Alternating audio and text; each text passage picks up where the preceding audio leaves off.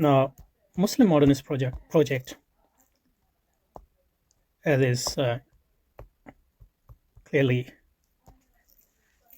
uh, enunciated or at least employed by Allama Iqbal in this discussion, is a project which says that in the Quranic, obviously not every Muslim modernist says that it's like that, but Iqbal is saying it in this way: the Quranic emphasis on the nature and the vastness of the universe,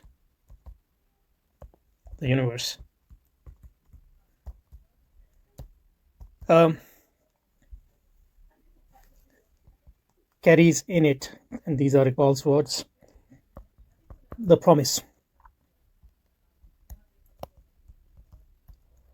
by God, obviously here. What is the promise? The promise of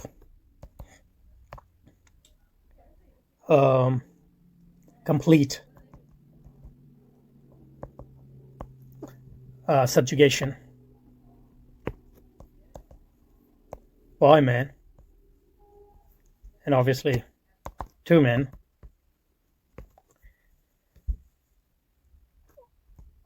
of this vast universe, or at least our universe. Although in his poetry, Allama Iqbal actually says the universe as well, because सितारों से आगे जहाँ और भी हैं, and all that. So this Muslim modernist project called for subjugation of nature to man as a promise of God. And this justification of modernity in religious terms is not new. Early modernity, in earlier justification of modernity, we see, for example, very important and influential religious justification of modernity, of the modernist project of the sovereignty of man. For example, in Locke is very influential Christian justification of modernity, or even Kant. And Kant actually recognized that this project is the project of human sovereignty, is the project of making a human into a god. And through this sovereignty, he actually shares a community with God, because God is a sovereign and humans are sovereign, potentially sovereign, and now they are actually becoming sovereign. So the whole project of modernity is to make human being co-worker of God, or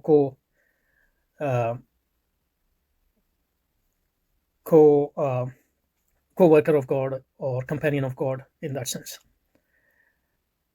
Okay, so Muslim modernist project is the project of that Muslim modernists say, at least those with religious bent, because there are Muslim modernists who are not religious. Their Islam is more like Judaism, in the sense that they are Muslim because they culturally belong to Islam, not that they believe Islam as a divine religion. But these Muslim modernists, they believe in Islam as a divine religion. So, but God has promised us a sovereignty, and sovereignty over nature, and that's why science and technology are actually Muslim inventions, as Iqbal would say.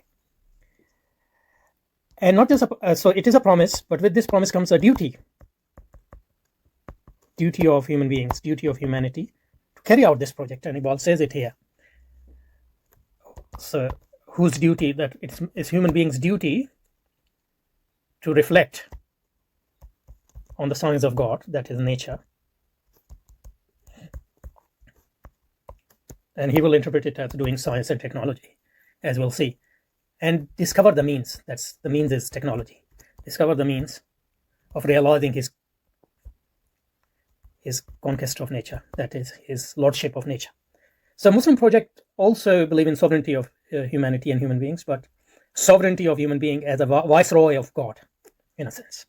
And that's why the prophets have been sent, so people can subjugate nature to their will, as the viceroy of God, and this is the mission of God. And that Locke says that, and Muslim modernists say that, and even those who are not modernists, like anti-modernists in theory, but or their political thought was influenced by this project. For example, even our Imam Maulana Maududi, he justifies democracy on this basis, and part of liberalism on this basis, that human beings are viceroy of God. And in that sense, Maulana Maududi is heavily influenced by Locke in a sense. Okay, so this is the Muslim modernist project. Now, what is the project of Islam and what is the Quranic project?